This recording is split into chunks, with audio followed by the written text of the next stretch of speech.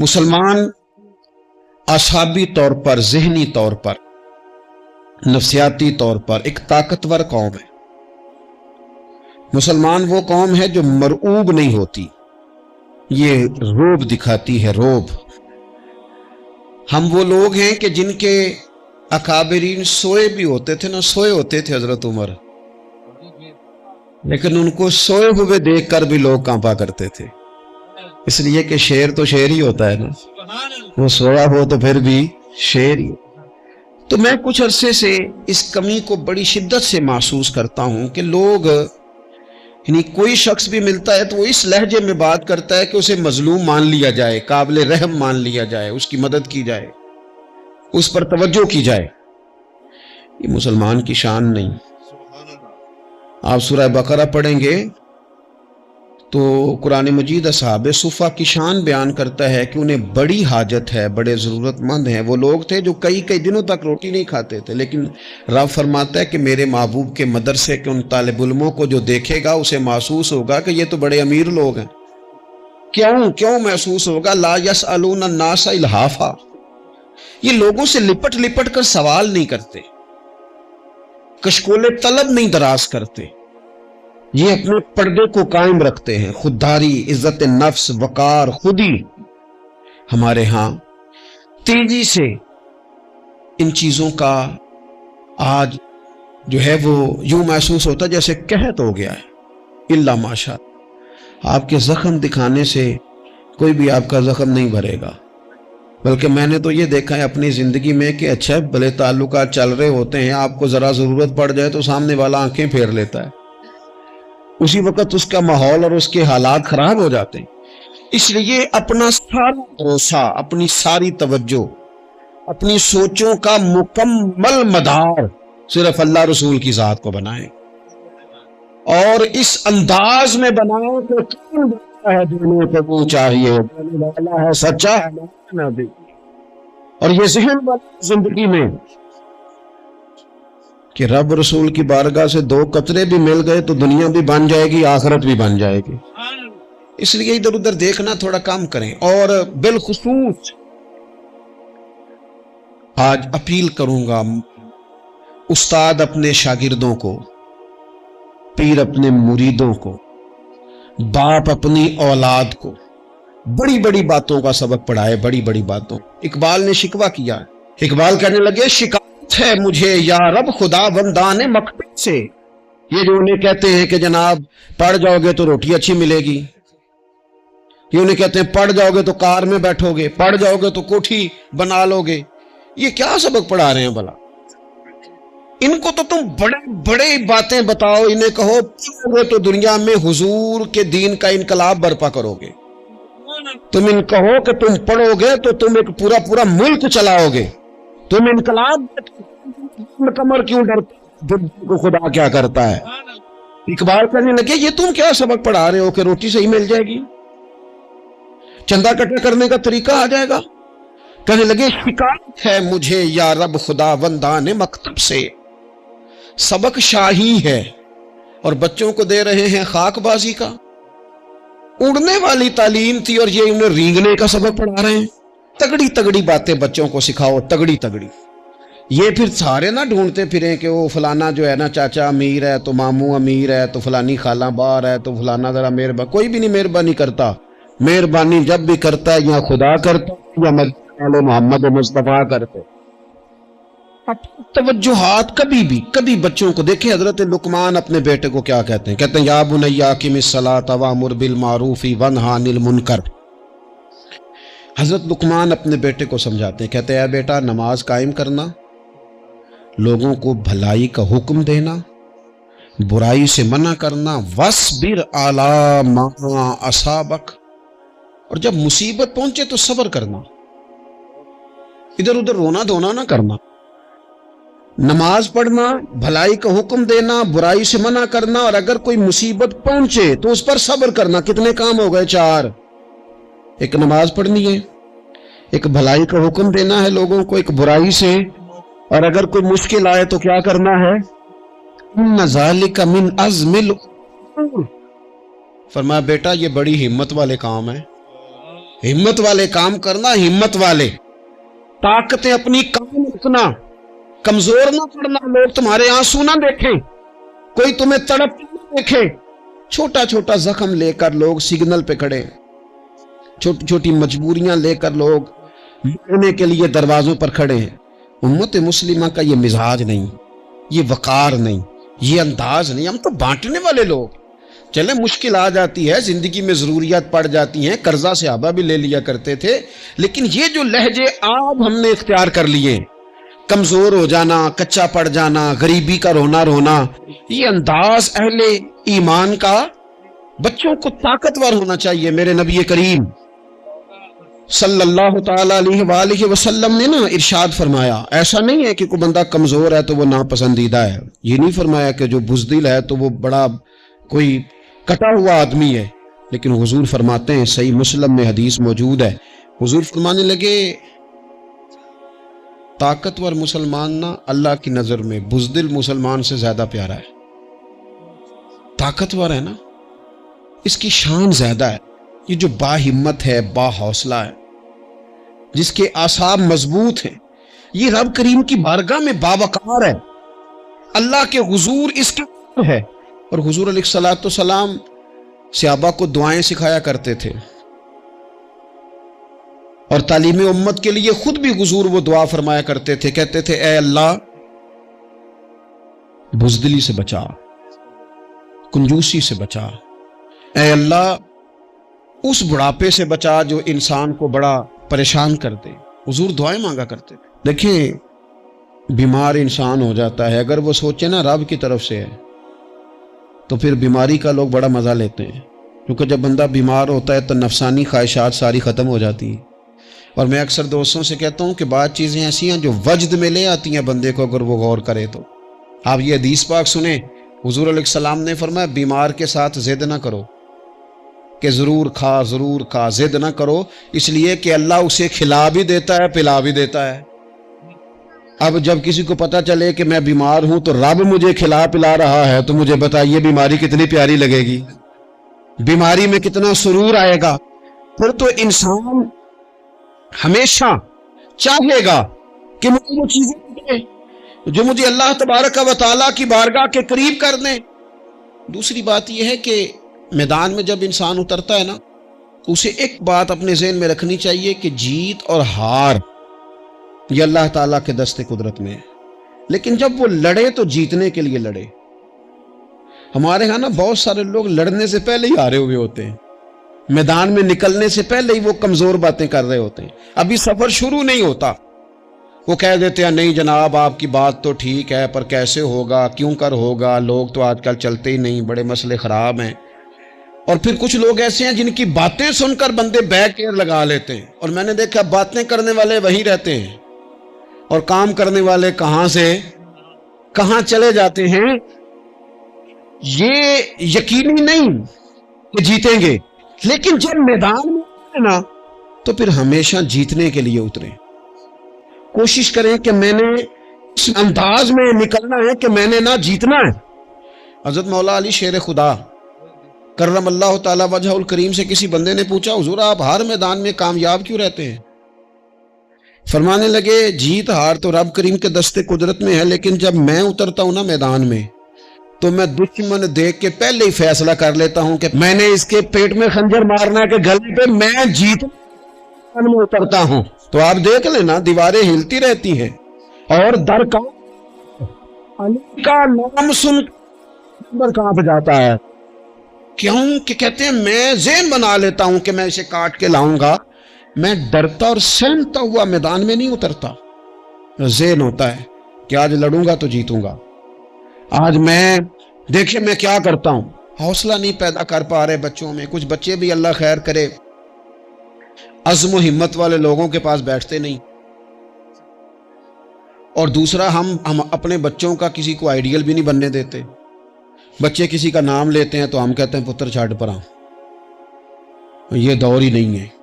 हम कोई ऐसा ज़ौक़, कोई मिजाज, कोई तबीयत पैदा ही नहीं होने देते। कुछ आने वाली नस्ल का मिजाज है कि वो उठना नहीं चाहती, बैठना नहीं चाहती, चलना नहीं चाहती, वो चाहती है मैं लेटी रहूं, मोबाइल मेरे हाथ में रहे। باقی سارے کام ریموٹ کنٹرول ہو. جب انسان دیکھیں نا، ایک ڈاکٹر صاحب کے پاس ایک دفعہ میں گیا تو ایک مریض کو وہ سمجھا رہے تھے، اسے کہہ رہے تھے کہ تو تھوڑی ورزش بھی کیا کر،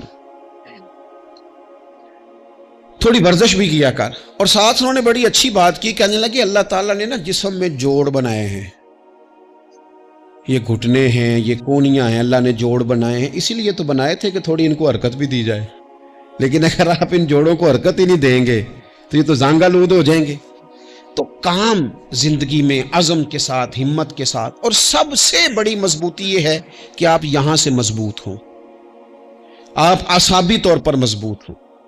یہ جو کمزوری ہے نا، ذہنی کمزوری، میں نہیں پسند کرتا کہ مطلب خواتین بچوں کو اس لیے ڈرائیں کہ بیٹا او ہو بلی آ گئی ہے.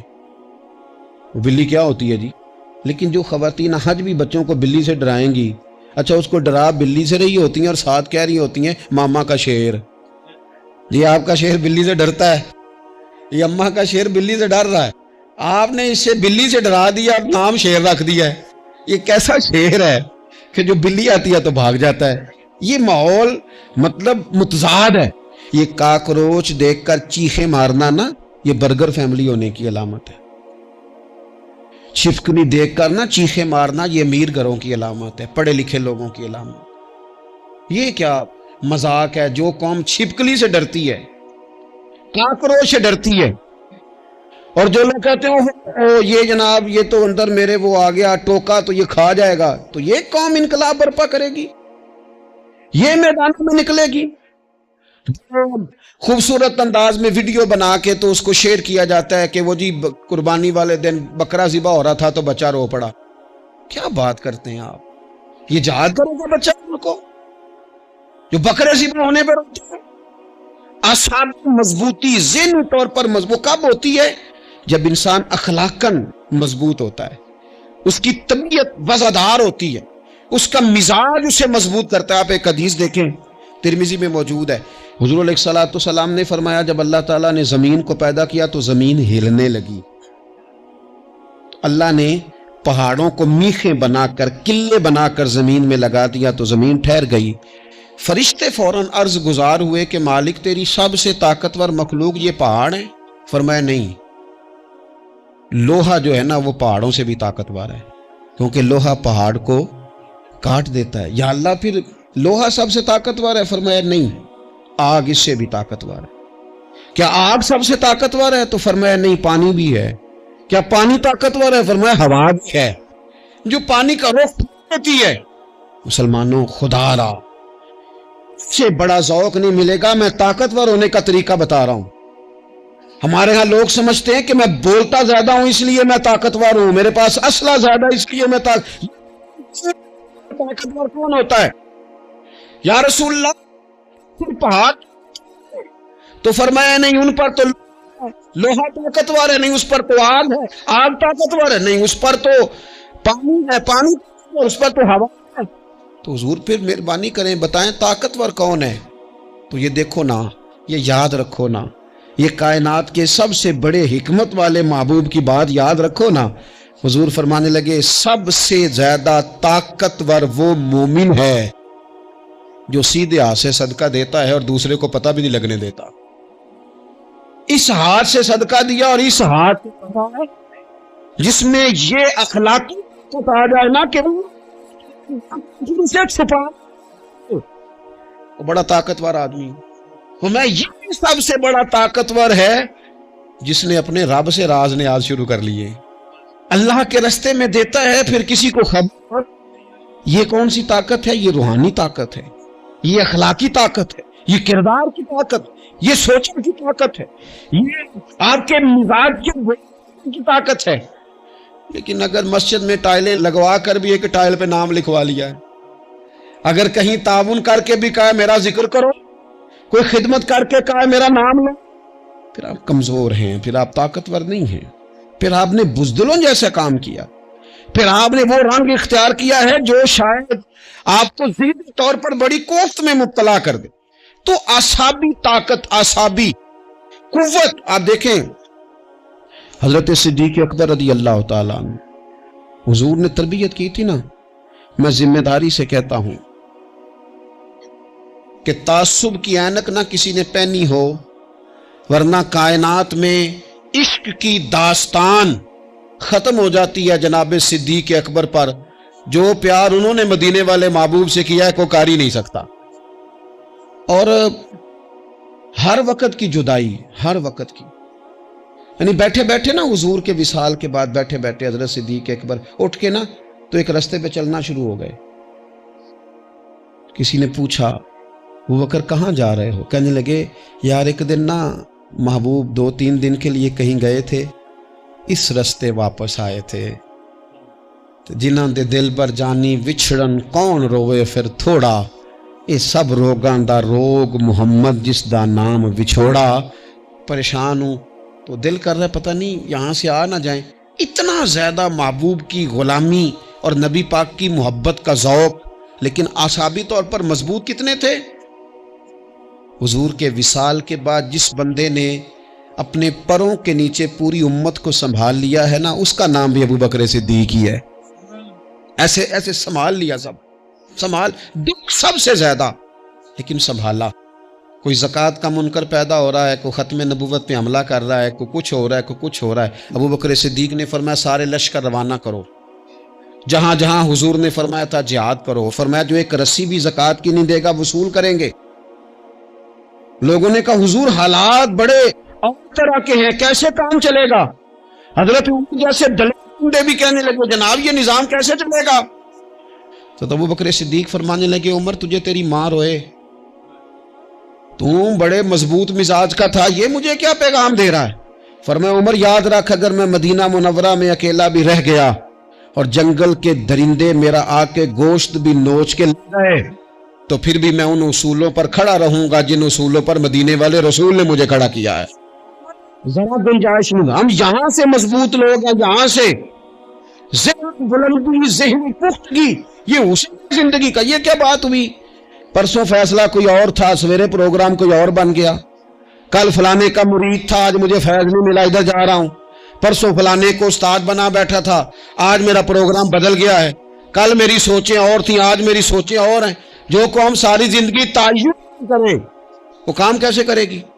جو رستے کا آغاز ہی نہ کرے وہ منزل پر کیسے پہنچے گی؟ وہ کمزور باتوں سے نکلیں، بزدلانہ سوچوں سے باہر آئیں، کریں زندگی میں یہ کچھ ہم نے کرنا ہے۔ میں نے کہا ہے نکلے میدان میں جیتنے کے لیے، پھر رب کی مرضی ہے، پھر اللہ کی مرضی ہے۔ ساری زندگی صحابہ پر قرض رہا، قرضے بھی رہے، خدمتیں بھی ہوتی رہی، جہاد بھی ہوتے رہے، ڈیوٹیاں بھی ہوتی رہیں، سارے کام ہی ہوتے رہے۔ ہمارا یہ مزاج ہے ایک دو کھا گیا ہے ساری خوشیاں ہی گئیں، بس سارا کچھ ختم کر بیٹھتے ہیں۔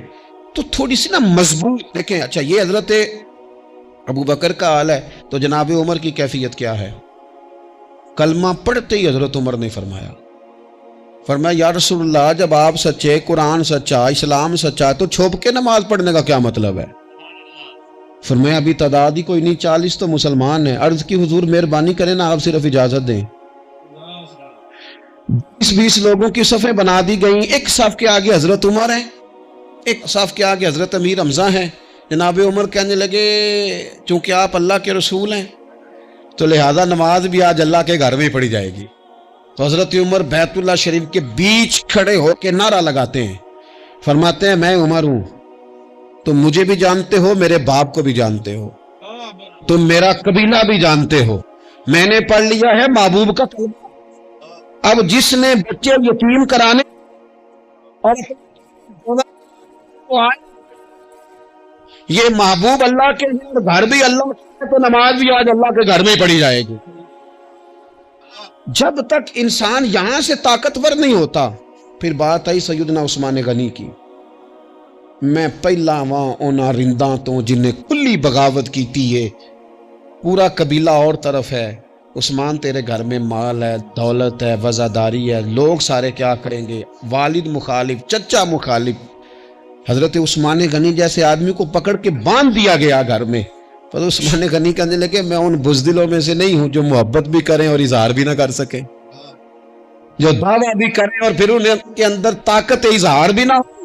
فرمایا تم جتنا باندھ سکتے ہو، تم اپنی دولتیں، حکومتیں اور اپنا جاہو جلال سنبھال کے رکھو، ہم نے تو غلامی کا فیصلہ کر لیا ہے۔ اور پھر کی غلامی انہوں نے۔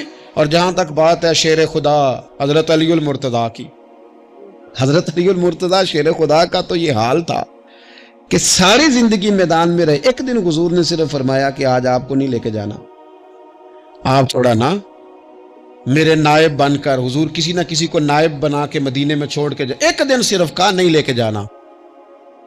تو حضرت مولا علی رونے لگے، کہنے لگے حضور میں بچوں کے بیچ رہوں، عورتوں کے بیچ رہوں، میری تلوار کو زنگ لگ جائے گا، حضور مجھے تو گھوڑے پہ بیٹھنا پسند ہے۔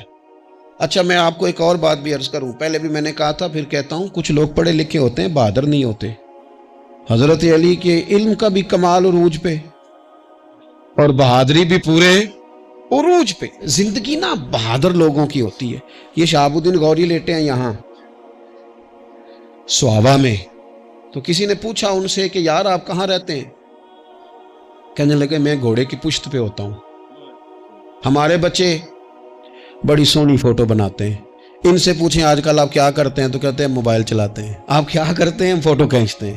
آپ کیا کرتے ہیں؟ کہتے ہیں وہ نا مجھے ایسا عجیب مسئلہ ہے موبائل کا کہ بچوں کی نا مطلب میں کئی دفعہ سوچتا ہوں کہ اگر انہیں کچھ 4 گھنٹے موبائل سے علیحدہ رہنا پڑا نا تو ہو سکتا ہے کہ ان کو ڈاکٹر کو بھی دکھانا پڑ جائے، اتنی کو بری حالت ہو گئی۔ مجھے ڈھیر سارے دوست کہتے ہیں جی آپ ٹیلی فون پہ ملتے نہیں۔ میں نے کہا میں پہلے ملا کرتا تھا جب تک لوگوں کی جیب میں موبائل تھا، جب سے لوگوں نے ہاتھ میں پکڑ لیا نا تو پھر تو ایک دن میں 100 نمبر ملتا ہے، تو پھر آپ کیسے موبائل پہ رہیں گے؟ پھر تو ایک ہی کام ہے، یا فون سنیں گے یا کوئی اور کام کریں گے۔ تو تھوڑی سی ہمت والی زندگی گزاریں۔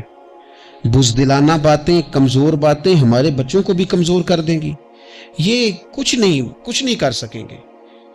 حضرت سیدنا عبداللہ بن زبیر رضی اللہ تعالیٰ عنہ، یہ مدینہ منورہ میں پیدا ہونے والے سب سے پہلے بچے ہیں۔ حضرت سیدنا ابوبکر صدیق رضی اللہ تعالیٰ عنہ کے نواسے ہیں، حضور کے پھپھو جناب صفیہ کے پوتے ہیں، اور عشرہ مبشرہ صحابی حضرت زبیر بن عوام ان کے بیٹے، شروع سے ہی بڑے بہادر تھے۔ ایک دن کچھ بچے گلی میں کھیل رہے تھے تو ایک شخص نے آ کے نا چیخ ماری، ڈرایا، سارے بچے بھاگ گئے۔ جناب عبداللہ ابن زبیر کہنے لگے کیوں بھاگتے ہو؟ اب چیخوں سے بھی ڈرو گے؟ واپس آؤ سارے، میں تمہارا امیر ہوں، آؤ ذرا اس پر حملہ کریں۔ ہم سارے بھاگے اور یہ اکیلا کھڑا رہے۔ اس پر حملہ کیا، وہ ڈرانے والا خود ڈر کے بھاگ گیا۔ تھوڑا سا مزاج، ذہن، طبیعت، دیکھیں نا بدتمیزی اور چیز کا نام ہے، لیکن گفتگو کا مضبوط ہونا یہ اور چیز کا نام ہے۔ بچوں کو جب پوری طرح یہاں تو ہم ان کو اس قدر زیادہ کمروں میں بند رکھتے ہیں کہ جب وہ نکلتے ہیں باغی ہو جاتے ہیں، یہاں پھر یہ ہوتا ہے کہ ان کے اندر جو صلاحیتیں ہوتی ہیں وہ پوری طرح دب جاتی ہیں، وہ جو کیفیات ہوتی ہیں جو ایک مردانہ وصف پہ ہونی چاہیے ان کے اندر موجود نہیں ہوتی۔ اقبال کہتے ہیں آئین جواں مرداں حق گوئی و بے باکی، اللہ کے شیروں کو آتی نہیں روباہی۔ اور یہ جو سہمے دوست ہیں نا، بالخصوص غریب طبقے سے، ان سے میں عرض کروں گا کبھی کسی کی گاڑی دیکھ کر مروب نہیں ہونا، کبھی کسی کے مہنگے کپڑوں کے روب میں نہیں آنا، کبھی نہیں۔ حالات کے سہمے ہوئے لوگوں کو بتا دو حالات بدل جاتے ہیں، ایک جیسے نہیں رہتے۔ کبھی کمزور نہ پڑیں اور جگہ جگہ اپنے دکھ بھی نہ بتائیں، جگہ جگہ اپنے دکھ نہ بتائیں، ہمت کریں۔ وہ ایک شاعر نے کہا تھا کہ با ہمت لوگ کبھی ہارا نہیں کرتے، یا وہ جیت جاتے ہیں یا کچھ سیکھ جاتے ہیں، وہ نا میدانوں میں رہتے ہیں، کمزور نہ پڑیں۔ یہ جو اتنا لمبی لسٹ بن گئی ہے نا، اتنی لمبی لسٹ مانگنے والوں کی، اتنا لمبی فہرست ہو گئی ہے، ہر سگنل پہ، ہر چوک میں، ہر رش والی جگہ پہ، یہ بتاتی ہے کہ لوگ اس کو آر ہی نہیں سمجھتے، کمزوری نہیں سمجھتے، طاقت والا مزاج۔ حضرت عمر بہادر تھے تو بہادر لوگوں کو پسند بھی بڑا کرتے تھے۔ حضرت عبداللہ ابن زبیر چھوٹے تھے، بچوں کے ساتھ کھیل رہے تھے، اور یہ وہی حضرت عبداللہ ابن زبیر ہیں جو بعد میں امام حسین کے قاتلوں کے سامنے ڈٹ کے کھڑے ہو گئے، اور انہوں نے اعلانیہ ان لوگوں کا بائیکاٹ بھی کیا اور ان لوگوں کے ساتھ صف آرا بھی ہوئے، حضرت عبداللہ ابن زبیر۔ اور فرماتے ہیں کہ میری ماں 90 سال سے زیادہ عمر تھی حضرت اسماء بنت ابی بکر کی، جب میں نے انہیں کہا نا اماں وقت آ گیا شہادت کا تو میری اماں مجھے کہنے لگی پتر میدان میں رہنا، میدان میں بکرے کو ذبح ہوتے وقت تکلیف ہوتی ہے، جب اس کی کھال اتاری جائے پھر کوئی تکلیف نہیں ہوتی، ایسے ہی کمزور نہ پڑنا۔ ہمارے ہاں تو لوگ کہتے ہیں نا پتر اندروں کنڈی لے لا ساڑی نہیں لڑائی، وہ جب ہمارے گھر آگ آئے گی پھر اسے ہم بند کریں گے، ابھی نہ تو بالکل باہر نہ نکل۔ کیسے قوم آگے بڑھے گی؟ جرتیں کیسے پیدا ہوں؟ اور جو کچھ کہہ نہیں سکتے وہ منوائیں گے کیسے؟ جو بات کرنے کی طاقت نہیں رکھتے وہ اپنا منوائیں گے کیسے؟ حضرت عبداللہ ابن زبیر رضی اللہ تعالیٰ عنہ اپنے دوستوں کے ساتھ گلی میں کھیل رہے تھے، جناب عمر فاروق آ گئے۔ حضرت عمر فاروق کا جلال تھا، بچے ان کو دیکھ کے دوڑ گئے، حضرت عبداللہ ابن زبیر کھڑے ہیں۔ حضرت عمر قریب آئے، کہنے لگے پتر آپ کیوں نہیں دوڑے؟ حضرت عبداللہ ابن زبیر چھوٹے سے ہیں، کہنے لگے جی کیوں میں دوڑتا، میں نے کوئی جرم کیا ہے، کوئی میں نے غلطی کی ہے، بھلا کیوں دوڑوں؟ آرام سے کھیل رہے ہیں اور نہ ہم نے کوئی رستہ بند کیا، جگہ ہے آپ نے گزرنا تو گزر جائیں۔ چاہیے تھا نا حضرت عمر ناراض ہوتے، پر جناب عمر نے ماتھا چوم لیا۔ کہنے لگے کیا بات ہے بیٹا، ان چیزوں پر ذرا قائم رہنا۔ کہنے لگے جرم کیوں ہے؟ کیا مطلب ہے اس بات کا کہ فلانا ہے تو دوڑ جا، کیوں دوڑیں جی؟ تو ہم نے جو قوم کو سکھانا شروع کیا ہے نا، دیکھیں فقر اور چیز ہے، درویشی اور چیز ہے، سادگی لیکن ظلم سہنا اور چیز ہے۔ دنیا میں قتیل اس سا منافق نہیں کوئی جو ظلم تو سہتا ہے بغاوت نہیں کرتا۔ اپنی زندگی میں عزم کو، ہمت کو، نظریے کو بلند کریں، مظلومانہ مزاج نہ پیدا کریں، بلا وجہ دکھ سنا کے اپنے آپ کو کمزور نہ کریں۔ یاد رکھیں اگر ہم اپنے دکھ کسی کو سنا رہے ہیں اور اپنے آپ کو بڑا غریب ثابت کر رہے ہیں تو ایسا نہ ہو کہ ہمارے بچے اس کا برا اثر لے جائیں۔ خودداری سے جینا سکھائیں، عزت نفس سکھائیں، ہر وقت گھر کے اندر، کلاس کے اندر، اپنے دوستوں کی جمعیت کے اندر کمزور باتیں نہ کریں، رو دھو کے وقت نہ گزاریں۔